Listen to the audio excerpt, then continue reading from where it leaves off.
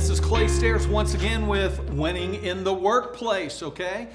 Welcome to all of you managers. Once again, if you are a manager, I'm glad you're watching this because we have such a need for good management in our companies today. As I've told you already, this is the number one issue that I'm finding across the board as I talk with companies across the country as a speaker and also as a business coach is the management level. How do we get things done? How's that thing going to work? So I'm glad that you're here as a manager. If you aren't a manager, I want to make sure that you do go back and watch the worker videos, how to be an awesome worker, an A-level worker. Also, the next level that we've talked about is how to move from a worker to being a team builder or a trainer, to begin to become that lead person or that supervisor or the head technician or something like that. So how do we begin to bump up? How do we begin to move up the ladder? Today in our session, we're going to be talking about something that I really enjoy. Man, just because it brings order and it brings consistency. And you know how much I love that stuff. So we're going to be talking about your organizational chart. Another way to say this is the responsibility chart. Or another way, if you're Gino Wickman in the book Traction, you call it the accountability chart. But this is a very important tool that most companies do not pay attention to. In fact, I can confidently tell you right now that 100% of the companies that I am working with right now did not have an understandable organizational chart when we first started. This is going to be a great place for us to start here in session number 4 of our management training. Okay, so before we hop into that, I do want to identify just really quickly my 6 stairs steps. Okay, but the stair steps to freedom. I gotta love that. All right, but here's what we're doing. Okay, the first step in any organization is to understand why the heck are we here. What is going on? What's our purpose? What's our vision? What's our mission? Where are we going? What's this whole thing? Why are we here? If we don't know this, we can really run into problems later on. And once again, many times when businesses begin, their why is to make money. Or their why is because I don't want to work for the man anymore. Okay, so business owners start their own companies. But before long, if we don't identify this and actually begin to lead our company based upon the why, we can really easily get trapped in the what, which is what we're going to talk about here in just a second. After we have a good handle, we understand our core focus, our core values, we have our vision, our mission, we have our purpose in place, then the next piece is the where and the when. This is where we're setting up our goals. Where do we want to go? Money-wise, impact-wise. What kind of an impact do we want to have? What kind of a share of the market do we want to have? But this is the where and when. Where do we want to go? By what time? Again, if we tap into the traction model, which I think is wonderful, you've heard me talk about it before, but if we tap into the traction model, we have not only our 1-year goals, but we also have our 3-year and our 10-year, as well as each quarter we get this thing locked in. So there's all kinds of measuring sticks when we get into the when of what our timetable is going to be. And then after the when and the where, we get into this fun thing, which is the who. That's what we're going to be talking about today. Who do we need? Who are the people that need to be in place to help us win in the workplace? And then after that, we step into number 4, which is the what. Usually, this piece right here, this is a no-brainer. You go to work every day, things are going on. And unfortunately, what happens with most business owners and even with most managers is we get trapped in the what. We get trapped in the daily details. We get trapped in the minutia. You may have heard this. We get trapped in the weeds of the business. But mainly, we get trapped in the business rather than being able to work on the business. So what we want to add, the reason why we're talking about the org chart today is because it begins to answer this question of how. This is where we find freedom. Freedom. Freedom. There's a lot of things on that M. Don't worry about it. Let's just say it's an M, okay? But this is where we find freedom. This in the what? That's where we find traction. This is where we find freedom, right here. And then finally, we have this last piece, which is simply troubleshooting. It's the ongoing process of, okay, what about this? What about this? What about that? It's putting together our systems so that we can easily handle issues and problems that come up. Okay? So these are the stair steps. I wanted to introduce this to you because as a manager, this is a very key important step for you. That's a key important step, and that's an important step. This here and above, that's primarily in the leadership role. And we're going to be talking about that in our next series of trainings, all on leadership. It's very interesting where I've actually had several clients. Actually, I'm kind of in the midst of a client right now that hired me. The owner of the company hired me, the leader, to work with their managers. So I came in, spent 6 months with the managers, and we found out really quickly that the real issues for the managers weren't so much the people that they were leading, but it was the leaders that were leading them. It was very difficult because we tried to put just basic, really good management techniques in place, and the leadership was going, well, that's not really how we do it here. You know, we've always done it this way, and we like to do it that way. And it's like, okay, well, you can't manage that. You know, you might be successful to a certain point, but you can't manage that. So we ran into some real issues when we were training management, and leadership wasn't on board with it. So it's just something you want to keep in mind. But so the books, as I've talked about several books so far in each of these series of videos. The books that I'm talking about today, a great resource for you. Number one is going to be the E-Myth Revisited by Michael Gerber. You may have read it before. It's a great book, but they talk quite a bit. Gerber talks quite a bit about the accountability chart or the organizational chart. And also Gino Wickman, out of his book, Traction, spends a lot of time talking about the accountability chart, or once again, the org chart or the responsibility chart. Okay? So we're going to dive into this today and spend some time. You guys, I think this is really going to, I think it's going to open up some ideas for you. It's going to open up some possibilities for you. Almost 100% of the companies that I work with, when we get to this piece right here, they're just going, holy cow, I never saw it that way. This makes all the difference. So I'm excited about showing this to you today and sharing how you in your company as a manager can begin to set things up and organize your company. Now, again, before you go and just start doing all this on your own, you have to make sure that the leadership is on board with you, okay? If you are not a business owner, if you are not the leader or the CEO of the company, then you want to be careful as a manager just coming and starting to make all these changes, because the leadership, as I was just talking about a moment ago, the leadership, if they're not on board, they can shut you down. It can make it really difficult. So you want to make sure you are in alignment with your leadership. But if you are a business owner, if you are the leader of the company, the CEO, then this is a wonderful tool for you to put into play with your company. All right, so let's see here. Have I hit my notes that I wanted to hit so far? Boom, boom, boom. Good.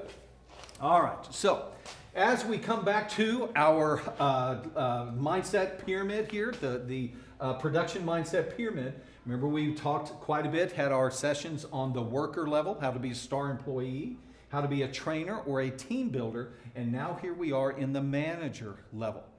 Again, anytime we are going vertically up and down the organization, this is really, it's not just wearing different hats. If you're a manager, you know what I'm talking about. I'm just wearing a lot of hats. Just got a lot going on, wearing hats, just constantly taking hats on and off, okay?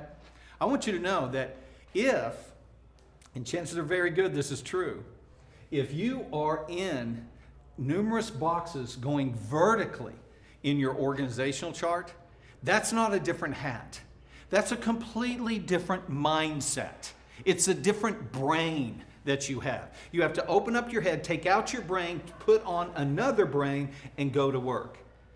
When you're going horizontal across an organizational chart, now you're looking at different hats.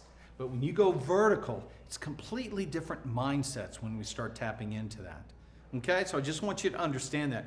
If you are the leader of a company, if you're a solopreneur, or it's just you and 3 other people, and you're finding yourself all over this thing, I'm doing all kinds of stuff, then it's probably extremely confusing and extremely exhausting for you as you spend time up and down the org chart, and you probably got this tension all the time going on inside of your head going, oh, I want to do this, but I can't do that, but I should do this, but I can't do that, and all this, because there are different mindsets competing inside there, okay? So hopefully this will clear up some things.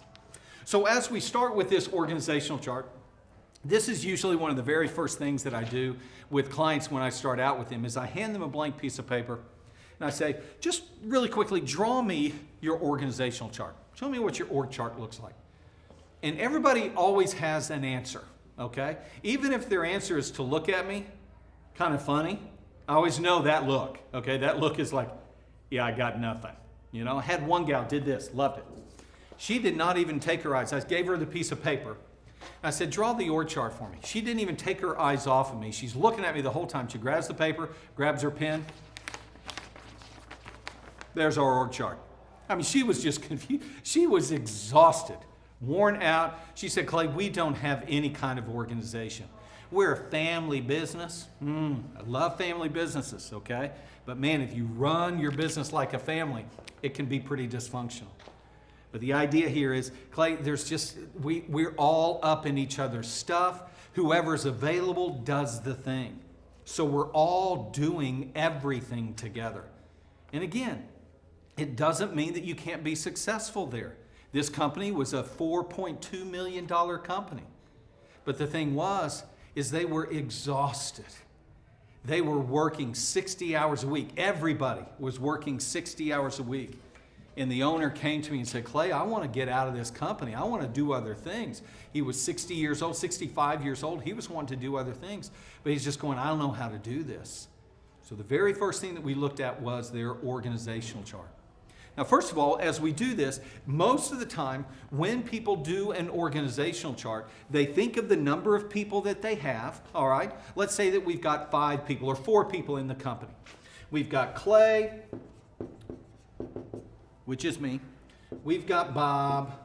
We've got Susie, okay? And we have Jeanette.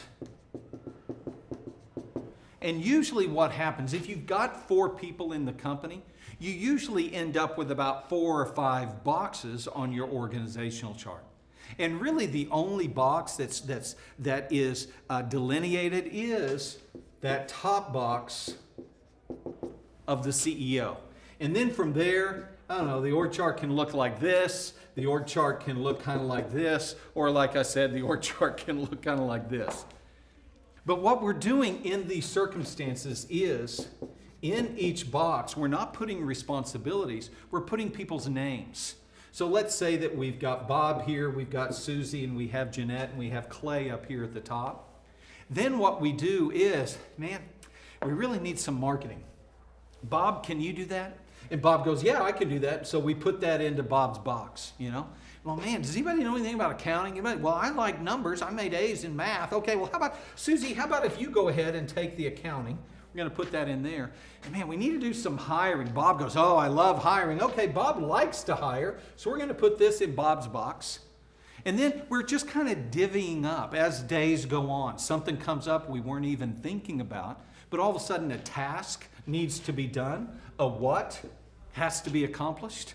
So we just say, hey, who has time to do this? Bob goes, I'll do it. Well, all of a sudden, that becomes part of Bob's job description, all right? Bob does that. He always does that. I did it once. Yeah, but you did a real good job. So Bob becomes the guy. Bob, you know, he can spell website, so he becomes our webmaster, all right? Even though he still uses the term the worldwide interwebs, okay? He's the webmaster because at least he knows how to spell the thing. And then before long, There's other things that come up because Bob's really good with people. We give him that responsibility, and then we give him this responsibility. And before long, this box begins to get fatter and fatter and fatter. Does this make sense? What's happening is we're just loading more and more things onto Bob. We haven't really delineated them. We haven't written out a specific job description. It's just everything has kind of fallen into that and other duties as necessary. So Bob just begins to feel overwhelmed. And when you ask Bob what he does, his answer is, I do everything. Does that make sense? You may know exactly what I'm talking about. Yeah, I do everything in the company. But if I ask you to begin to identify what all you do, it's just kind of pulling things out of the air. Yeah, I do that. Yeah, I do that. And it's just kind of confusing. And then, get this, what happens? Bob has to move. Oh no. Or Bob decides to leave. Now, if Bob has to leave or Bob decides to move, now everything that Bob was doing is gone from the company. And we're like pooping our pants because how are we going to find another Bob that can do everything that Bob was doing? Bob's worn out. He's going, man, I just can't keep up with the pace. It's just everything's happened, and we know that Susie does a lot of stuff. Jeanette, we're not really for sure. She comes, we're not really for sure what she does, but everybody's busy. Everybody's busy. And if I'm available and Jeanette's not able to make it, well, then I'll just come down here and do Jeanette's job and so on. But it's just kind of all over the board. This is a very classic way to put together an organizational chart. It's what I see all the time. It leads to confusion. It leads to overwork. It leads to a lack of consistency. It leads to burnout. And all of this is simply because this many people trying to do all of the different responsibilities of the company is just overwhelming, specifically when each of those responsibilities aren't identified. So let's take a look at how the best way to put together an organizational chart. I love this. Again, hopefully this is making sense to you here. So we're going to take this off. And what we're going to do here is, up at the very top, we're going to start with the CEO, okay? So this is going to be our CEO. Rather than putting names in the boxes right now, what we want to do is we want to put responsibilities in the boxes. So we need to get an idea of what all the responsibilities are. Not just the people, okay, but the list of responsibilities. So in every organization underneath the CEO, whether you are a one-man shop or woman shop, or whether you have 100 employees, there are at least 3 primary divisions of your company, primary areas that you need to focus on to make sure that your company is healthy. The first area over here, I'm going to move these guys. The first area over here is what I'm going to call sales and marketing. Okay? This branch over here is responsible for bringing business in. Somehow we've got to bring business in. Well, Clay, we just go by word of mouth. Was just with an attorney this morning, okay? Meeting with him. So tell me about how do you guys get business? Well, primarily on a referral basis. How long you been doing this? About 34 years. How's it working? Well, Clay, I think it works pretty good for us. We get a lot of referrals. It's really nice. A little bit later on in the conversation, he's talking about how business goes up and down and up and down. Well, we're seasonal. We always know about this time things are going to happen here and things are going to happen there. It's just the market. It's just the way things go. That may sound familiar to you. The idea here is if you are just waiting for the phone to ring because of referrals or word of mouth, then you are completely at the whim of the public calling you. That's why your business goes up and down. That's why it's seasonal. But if we can actually put in a deliberate and intentional branch of your company that is actively going out and seeking business, you'll find that the ups and downs go away, and you can begin to go up and up and up and up.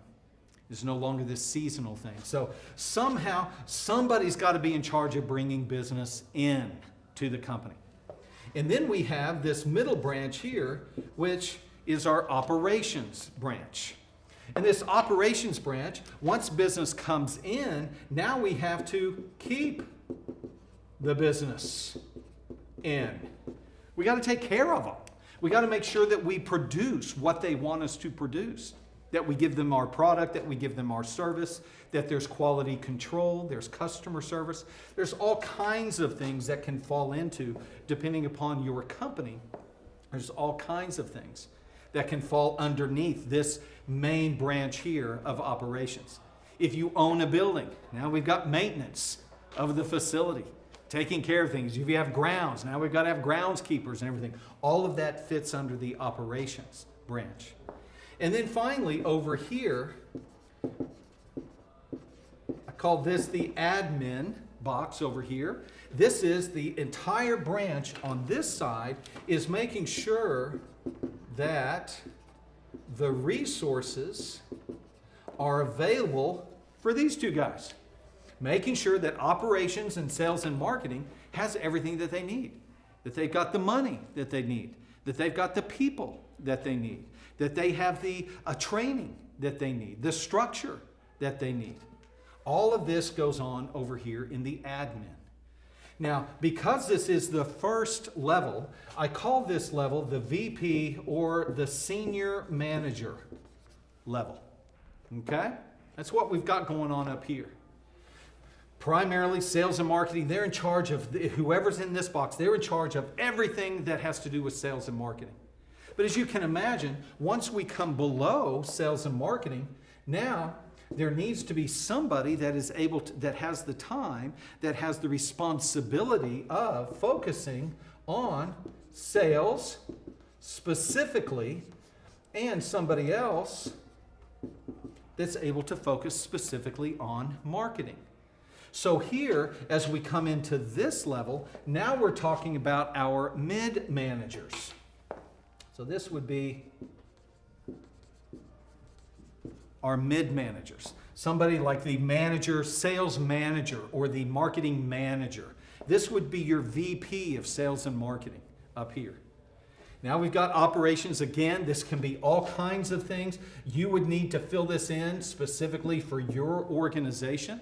But this would be your mid-manager in charge of the facility, in charge of production, in charge could be customer service, quality control. I mean, there's many different things depending upon your company, what is going to fit at the mid-manager level for you. And then as we get over here to admin, now we're looking at our managers in charge of finance, HR, office, and I usually toss one in here, equipment or IT. If you've got trucks, if you've got computers, if something breaks down, where do people go? Who's in charge of fixing stuff? This would be this mid-manager over here. Okay? So once again, what we're doing here is we're breaking down your organizational chart according to responsibilities, not necessarily according to people. Okay? Now here in a minute, we'll go back in and start putting people's names in boxes. But right now, it starts with responsibilities. And then finally, underneath our sales, this is where we have our workers or our sales force. Okay? Same thing. Under marketing, this is where we have our workers. This is where we have our webmaster, our photographer, our videographer, our graphic design people, our advertising people, and so on. The people that are actually doing the work are down here. And underneath facilities, this is where we have the weed eater guy and the lawnmower guy and the plumber guy and so on. People taking care of the facilities. But all of that is down here at this bottom level. Okay? Once again. Now it is possible in many different companies that from the worker base right here, some of those workers are pretty good. All right? And we want to incentivize them. We want to encourage them. So we create something in here that we might call the head worker, the head salesperson, the lead salesperson, or the supervisor, or something like that. They're not a manager. They're not necessarily a worker, but they are like one of the best workers. So this is where we plug them here. This is where we would call the leads or the heads. You guys, one of my companies, the Leadership Initiative, okay? In the Leadership Initiative, there's not a whole lot of moving pieces. There's 2 people, me and my assistant, that are in this organization. However, we have 56 boxes in our organizational chart. 56 boxes. Because they're boxes that have responsibilities, not just boxes with people's names in them. Now, obviously, when I hired my assistant, he took over 4 boxes. It was hilarious because I could tell early on that because there were 2 of us, he had in his mind that we were partners. He had in his mind that it's me and Clay. We're running this company. You know, I'm Clay's right-hand guy. I could just tell by things he was saying and stuff like that. And so I was going, it's time for me to introduce Sean to the organizational chart. So I showed him the chart with 56 boxes. I went, let me show you where you are. You are right down here. And I showed him the 1 box that he was filling out of 56. This is your role right now. If you would like to, I'd like to expand to this box and this box. It was just a few weeks later that he was in 4 different boxes. And I was in the other 52, okay? When in reality, I was in like maybe 5 others, and then we had a ton of boxes that didn't have anybody in them. But if you break it out like this, it's so much easier to see where your weaknesses are. It's so much easier to see where you need to hire. Okay, now again, when you start putting people's names in here, if we go back to Clay, Bob, Susie, and Jeanette, then we may have Clay here. Clay may also be in charge here. And because nobody else is really able to do the sales and marketing, well, Clay's over there. Uh-oh, see where this is going? And yeah, Clay's there, and dadgum, Clay's there, and Clay's over here as well. Clay's doing like all things sales. Bob, he's the guy that really likes to do all the work and everything. So Bob, I've kind of delegated Bob here, and Bob does this, and Bob does that, and customer service. Well, Bob's not really good with humans, you know. So what we're going to do is we're going to put Susie in charge of customer service. And then all down here with this stuff, this is kind of a combination of Bob and Susie down in here. Does this make sense? And then over here, because we've got Jeanette. Jeanette is a real good organizer and good admin person. She's the person that we've kind of delegated this to. And she kind of does something with the numbers. We're not really for sure what. I think she pays the bills. I think. Yeah, all right, I hope that she pays the bills. We really don't have anybody in charge of HR and hiring. And in the office, well, Jeanette's the person in the office most of the time. So she's kind of by default become the office person. And equipment and IT, well, yeah, that comes back to Clay again. Okay? So this is very common. Now that we've blown out this thing to all of these different responsibilities, now when I look at this thing, I can go, as the owner, as the CEO, I can go, no wonder I'm worn out. I'm in way too many boxes. Whereas before, when I just had one box with a whole bunch of things in it, it's so easy for me to mentally look at the one box and say, I should be able to do this. It's just this box. All I'm doing is this. Why am I so tired? Why am I so worn out? But when you blow it out and actually begin to see all the boxes that you are in, you begin to understand why you are so worn out and why you're so tired. And if you're not careful, like many business owners, you can find yourself in boxes that you should not be in. You got to get out of that box. because you're no good at it. It's not your gifting. When you do it, you're angry. When you do it, you're confused. When you do it, you just can't produce much. So you need to begin to get out of that box. For me, when I began to look at my organizational chart, the very first thing that I want to start getting out of is the lower level of all of the working. I want to begin to push up into management and then push up further into leadership, up into these levels. Once you get pushed up into these levels, now it's actually possible for you to leave the company and go do some other things while the company functions without you, because you have your mid-managers and workers in place. It's very important. If you're wanting to own multiple different companies, you have got to get yourself out of the lower levels and get yourself into leadership. Okay?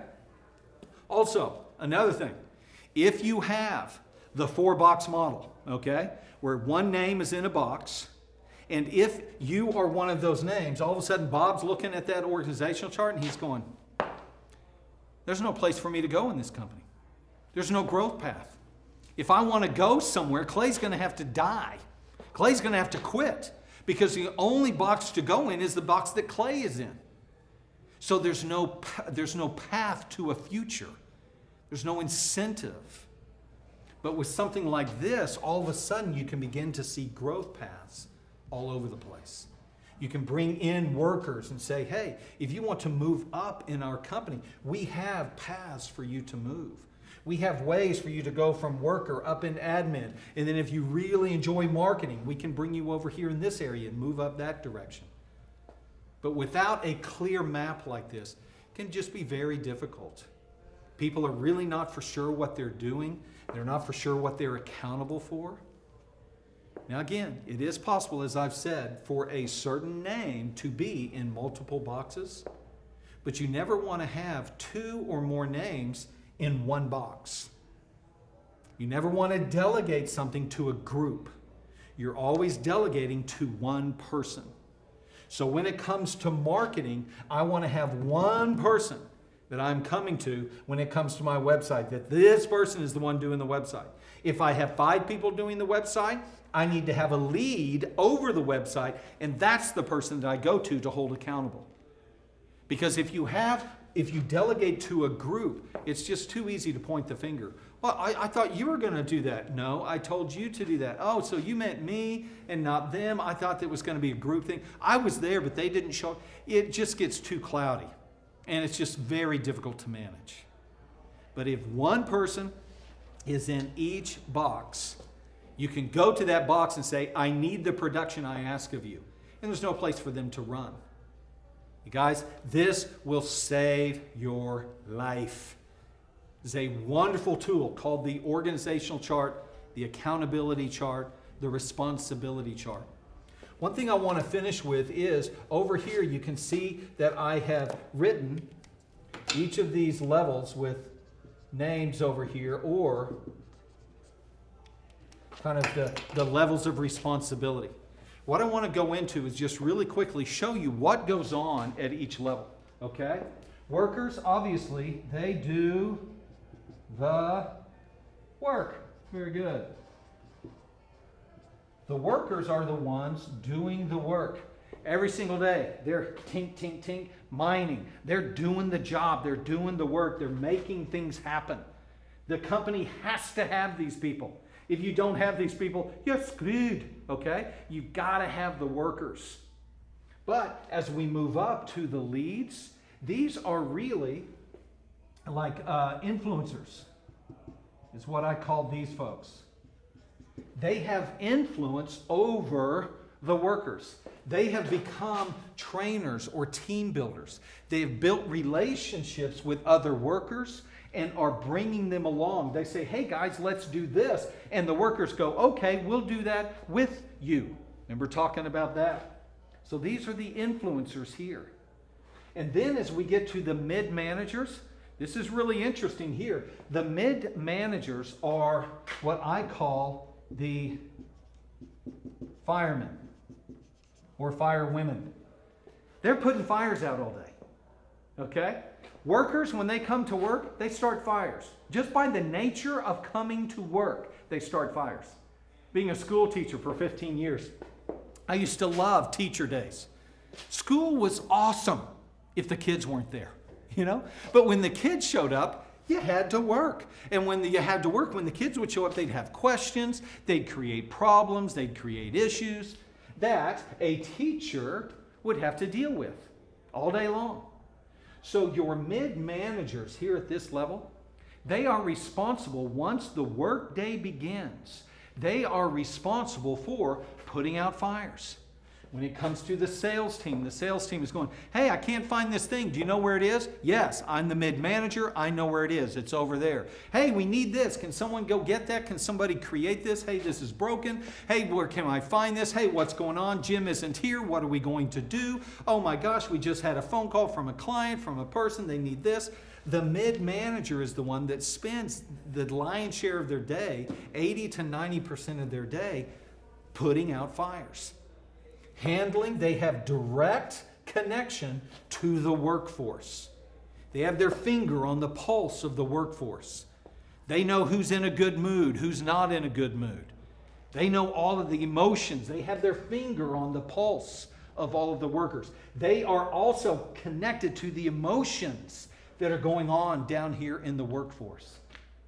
That's the job of the mid-manager. And then as we come up to our VP and our CEO, these guys are more of in a leader position. So they are more of vision, mission. That's what's going on up here. A lot of times with the mid-manager, they are the ones that design systems. They're the ones that see the problems. They've had meetings with their mid-managers, and the mid-manager going, hey, we have this consistent problem that's coming up over and over and over, and so we probably need to put together a system. Well, the senior management level are the ones that have the time to design the systems that the mid-managers will implement for the workers to do. It's kind of how that works. So if we have each of these levels functioning properly, then what happens is the CEO is able to keep the business on course. These guys up here are able to look out 9 months to 3 years. They're able to see out there. This mid-manager, they're looking at this week. They're about 1 week out. Workers and influencers down here, they are looking at today. What needs to be done right now? Okay, is this making sense? So, the reason why I've said that is because if you're like me and you find yourself at multiple levels, vertical levels of your company, chances are very good because you are successful, because people like your product or they like your service, you are going to generate a lot of work. And if you don't delegate, set up systems to delegate that work, you're going to have to come all the way from here to there. And chances are pretty good that you're going to have to be doing this as well, and a little bit of this, and a little bit of this. And if you're like many of my clients, we get together each week and I say, hey, did you do your homework? Oh, Clay, we've been so busy. I just wasn't able to get to it. Okay, that makes sense. You are working in your business. You have come out of leadership this last week and you have spent your time working in your business, either down here, producing things specifically for customers or clients or patients, or you have been caught up in putting out fires. Okay? Does that make sense? So what we need to do is over time begin to set up systems so that you can move out of those boxes. Again, the goal here, I don't think the goal here is for, if there's 56 boxes, you hire 56 people. That's not the answer, okay? That's not the answer. But the big question for you as the business owner is, and as the manager, which boxes do you want to be in? As a manager, if you blow this thing out, now you can see who's going to be responsible for what. You guys, this is a huge, important tool for you to have as an organization. It helps you, it helps you make decisions quickly, rather than sit there and going, well, I'd like for Bob to be able to do that, but I think he's already too tied up. So I think we need to talk to Jeanette. But man, Jeanette's already kind of really tired. I know she's got some things going on at home, but man, she's really the only one that has the time. And so it's this emotional, mental, we need to have meetings and all this kind of stuff. And it just gets in the way, as opposed to being able to blow the organizational chart out like this. Again, the idea is as you go vertically, it's completely different mindsets. The way you are looking at production, the way you're looking at how to get things done. As you come horizontal, this is where we're probably looking more at actually changing hats, changing responsibilities in each of these areas. Catch this too. You've probably already seen this. So guys, this person right here, completely different personality than this person over here.